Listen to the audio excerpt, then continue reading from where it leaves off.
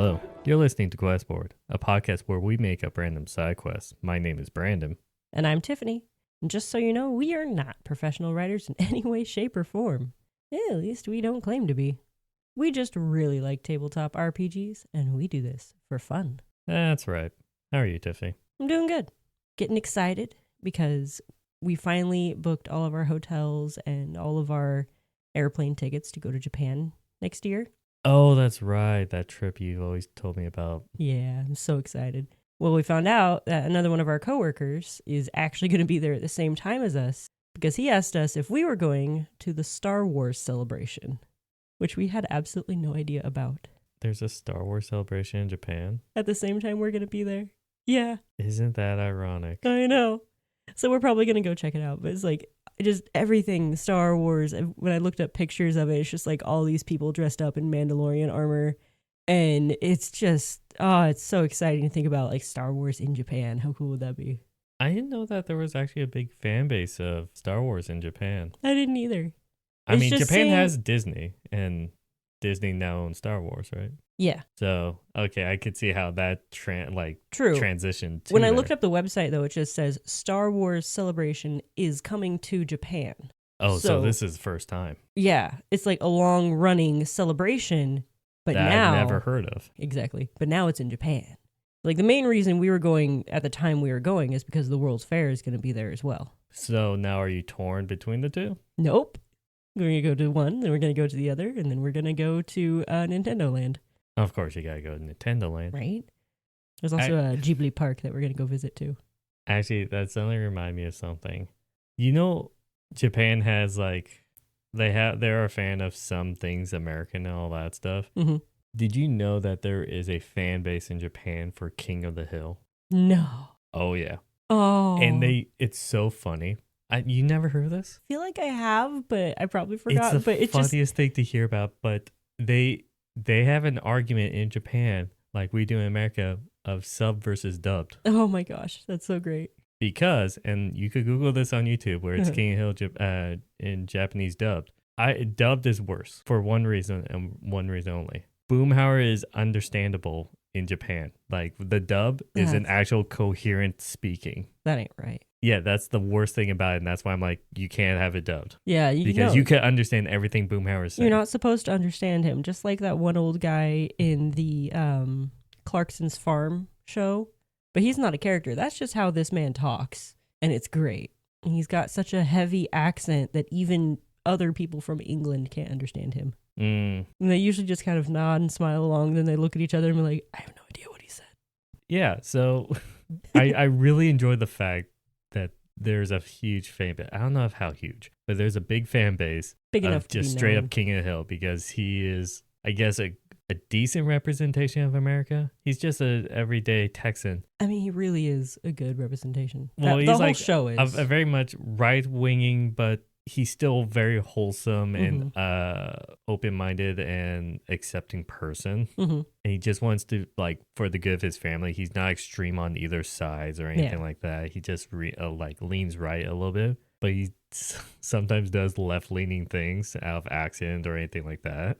But it's just like a very wholesome show when you think about it like that. Yeah, and it's one I actually watch it and enjoy it. And Dale Gribble's the best character ever. I don't remember everyone's names, though. Dale is Pocket Sam. Gotcha. Everyone knows Pocket Sand. Everyone knows Pocket Sand. Another thing I really think is funny is like how Americans really love samurai and think they're super cool.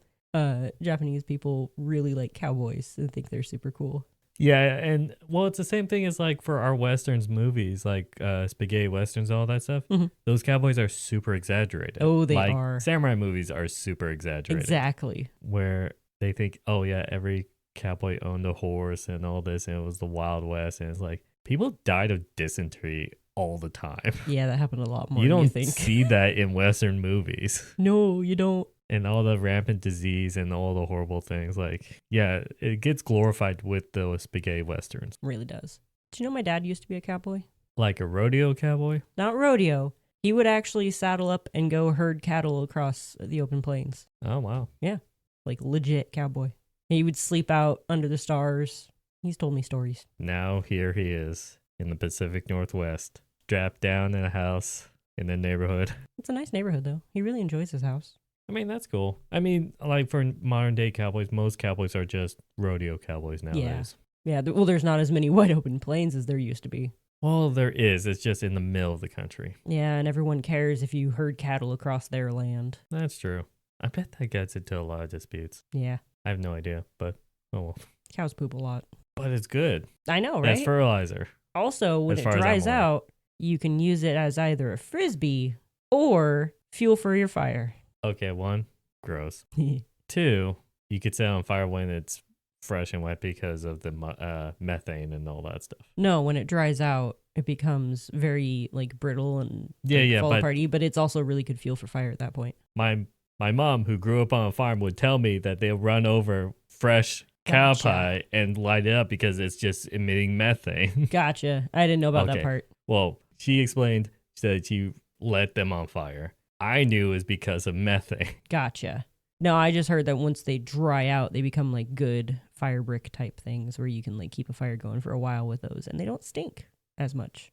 I like the little disclaimer as much at the end. Because I don't know for a fact that they don't stink because I've never done it. Well, if we ever go camping together again, you're not trying it. Noted. I will immediately leave. Anyways, we enough camping stories. We actually have a quest to make. Yeah. In the comfort of my house, not in the wilderness or outdoors. Right. Oh man, what happens if we recorded a podcast out in the wilderness? That might be a fun episode with crickets in the background. I have no idea how that will work. I have the beginning of an idea how that might work. Well, I'm talking about like tech-wise of how we're going to make this portable. The sound quality would definitely take a dive. Just the equipment itself. Right. Well, we could probably always just go outside, but as like the equipment itself, I don't know how to make that portable. I think we just wouldn't bring the equipment. We would just bring... Oh, record like on our phones or something like that? Yeah. That sounds horrible. That was my thinking. That would sound horrible. The audio quality would be god-awful. Yeah, but it'd be fun. Hey, let us know if you want us to try that and if we should actually bring all of our legit equipment or do it on our phones. If we get 1,000 followers on Spotify, I'll put the number out and I'll forget about it in like a couple weeks. Just don't forget to remind us. Yeah, especially when they don't even get to see that analytic. Anyways, we have a quest to make. Yeah. So, regular quest board. Yep. Kind of job postings. So, you got those? I got them. 29. Relatively 29. low for my rolls. I know. Okay. Oh, God.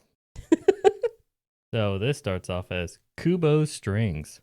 Local bard Kubo lost his musical strings during an encounter with a small dragon. The dragon has the musical strings attached to its teeth. Please retrieve the strings and you'll be rewarded a +1 AC enchantment to your armor. That's exact.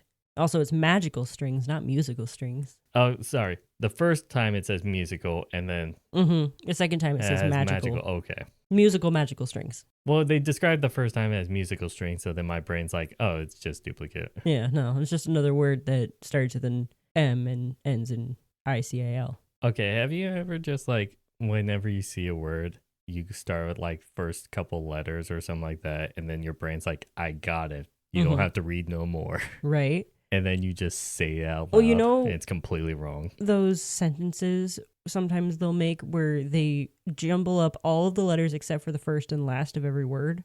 And so it still sort of makes sense. Well, I saw a video like debunking that because it's the same like phrase. And then they say like, okay, of all these words, like 10% of them are single letter words.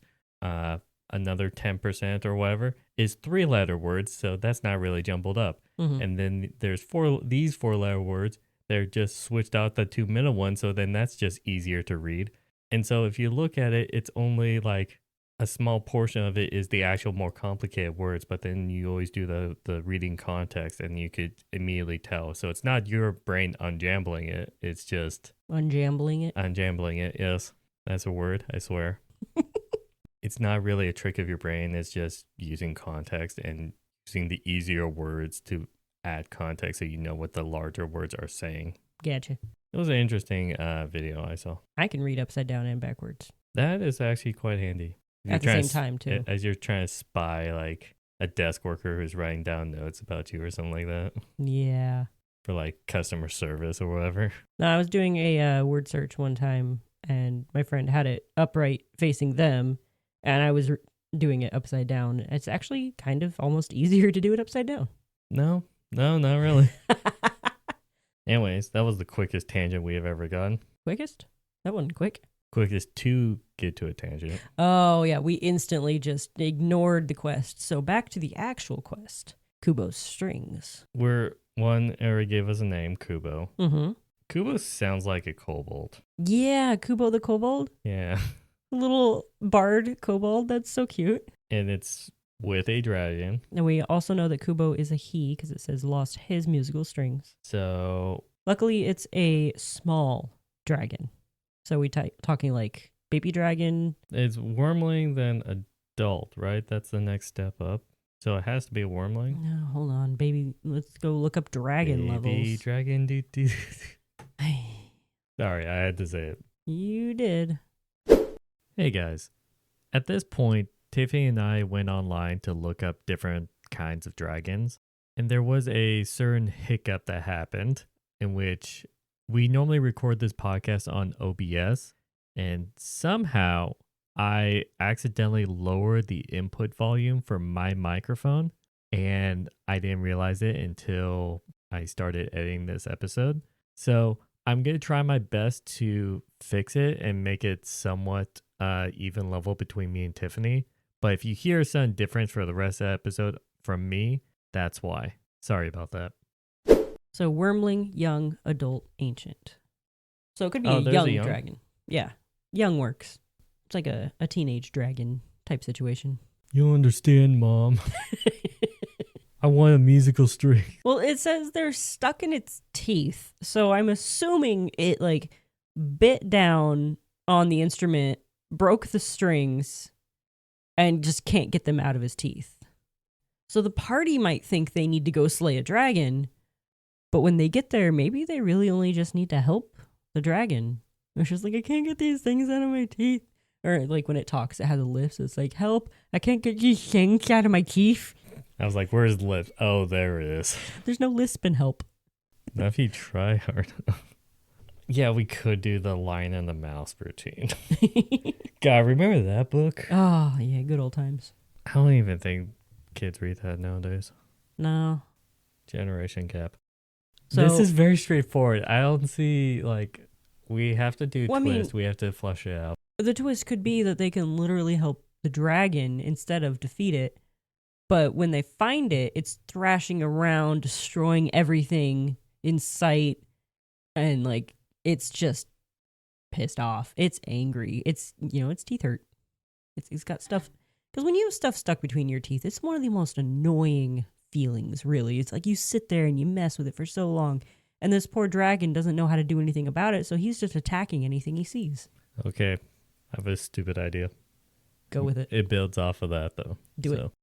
It's the uncomfortable teeth and all that stuff, right? Mm-hmm. When the party hunts down the dragon and gets into the dragon lair and all that stuff, mm-hmm. the young dragon is, whining about it and all that stuff. But whining to a upset ancient version of the dragon, which is its mother or parent or whatever. Upset mama. And the party has to quell down an angry parent and get the strings back. Not fight though, right? Talk down? Well, no, it's not going to be a fight an ancient version dragon or whatever. Like, Mom, I've got these strings stuck in my teeth. No, it'll be like, I told you 1,000,000 times you're not supposed to go out. But sorry, Mom. It hurts. Well, that's what you get for going out against my rules. Yeah. That kind of like upset parent. Yeah. This is so stupid. What's the party supposed to do in that situation? Walk up and be like, hey, we can help your child. Yeah. We could still do the mouse and the lion approach. Yeah. It's just like they have two big claws and they can't exactly finesse for dentistry. Right. And it's not like Mom can help because those are even bigger claws. Mm-hmm.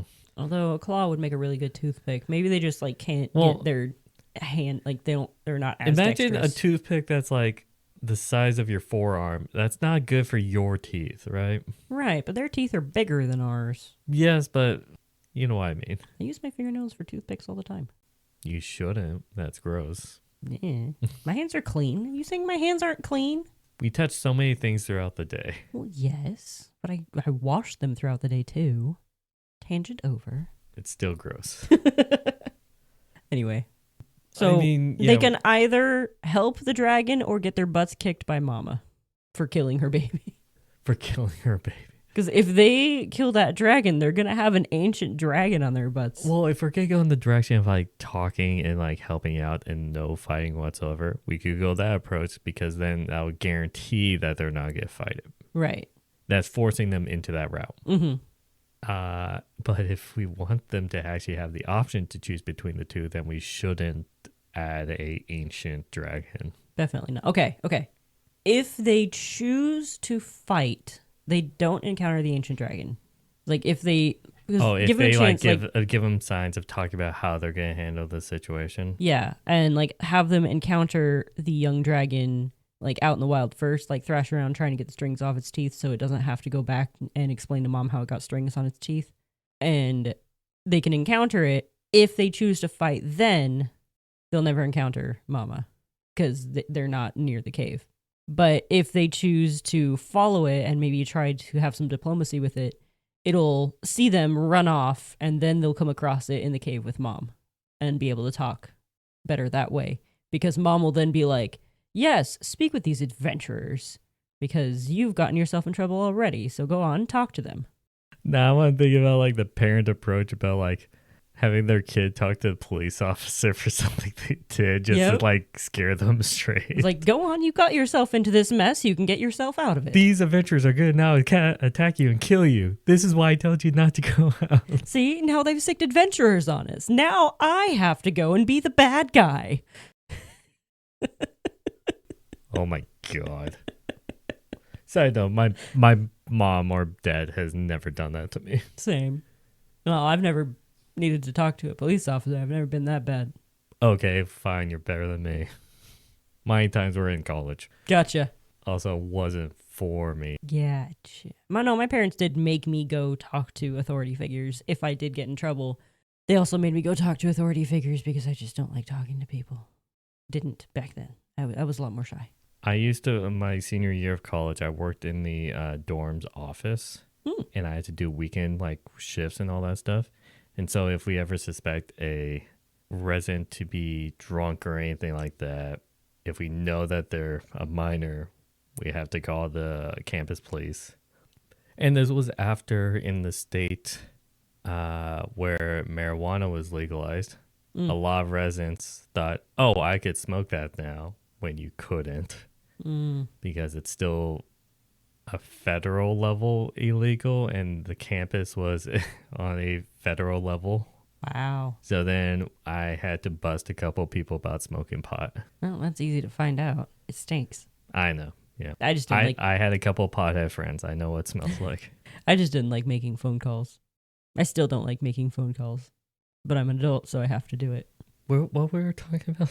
The mama dragon making the baby dragon or young dragon talk to the adventurers because it got in trouble and it needed to figure out the situation on its own. Okay, is that the entire quest that we're gonna like put out there? Like, I know it's not much, but it's something. It's just a joke for us of just. I mean, okay, they can either choose to fight a young dragon. Because the color of the dragon really depends on the DM and what the level of the party is and all that stuff. Yeah. It's DM's choice on color of dragon. We're not getting what kind of situation they want the party to be in there. But yeah, Mama's definitely like an ancient dragon or maybe just an adult dragon. I don't know. Also, maybe depending on the level of the party, if it's an adult dragon, maybe they could just take her out too and be like, woohoo, dragon scales. That's evil. People have evil parties. But if it's going to be an attacking party, like you said before, the soft checkpoint, then you're not going to encounter the parent anyways. True. But if the DM does want to give them a chance to fight an adult dragon, then if they do, at the soft checkpoint, choose to kill the young dragon, then the mother could catch their scent and hunt them down. That's also a choice of the DM, though. Yes. I mean, I think the party should just be like the challenging of the young adult, so it's actually fair. Yeah. I would also probably say if the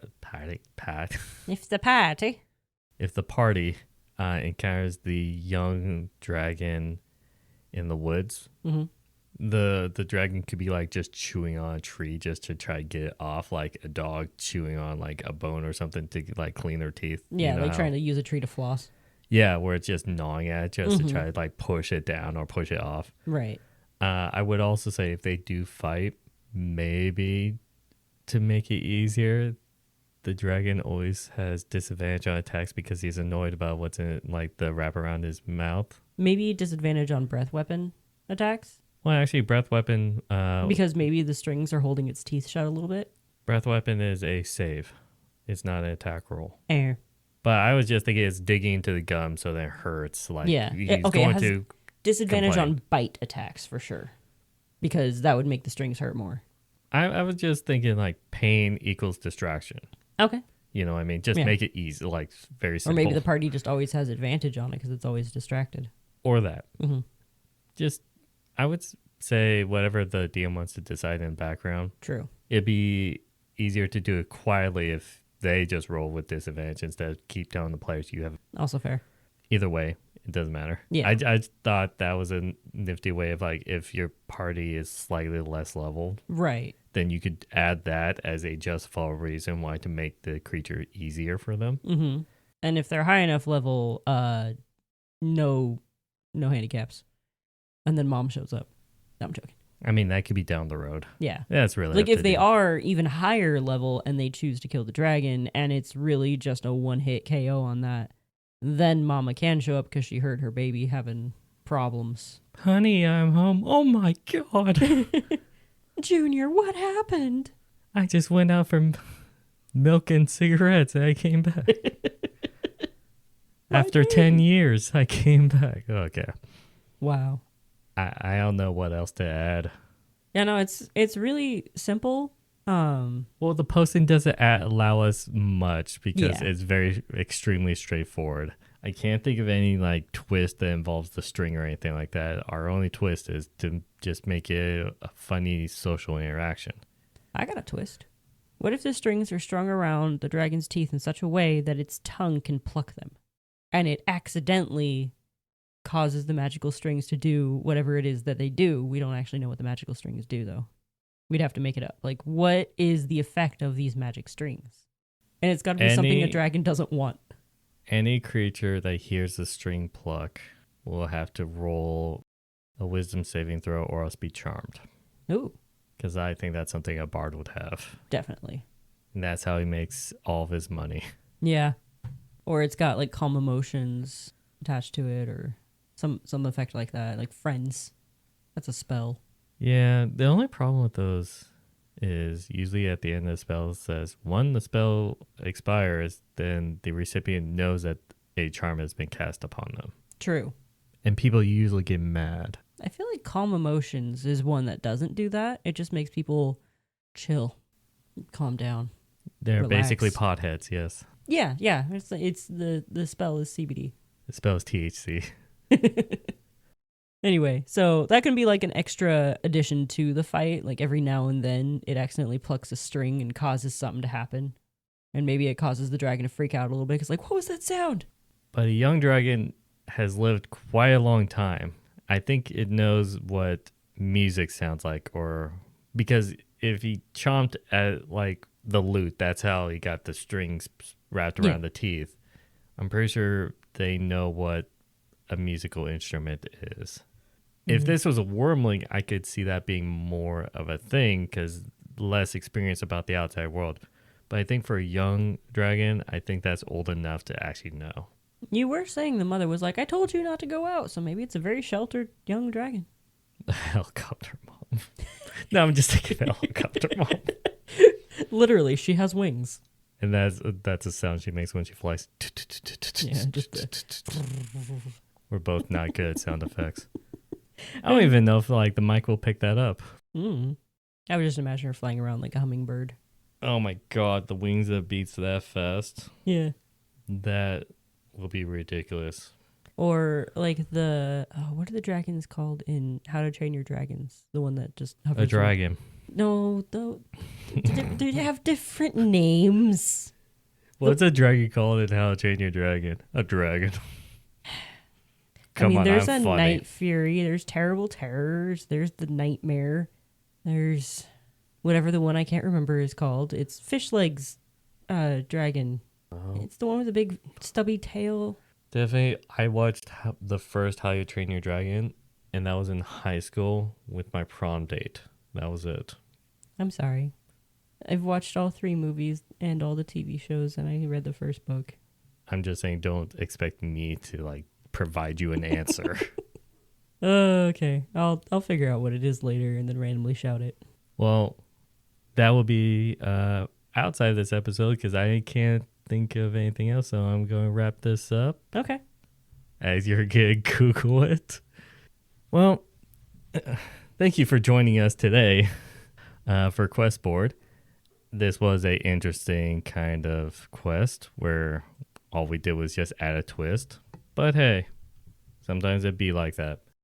If you put this in your campaign, please let us know down in the comments of this YouTube video or over at Twitter at QuestBoardPod. Let us know which way the party went, violence or talking it out. If they talked it out, let us know how the reaction was to the helicopter parent. And let us know if actually they killed the parent. Also that one.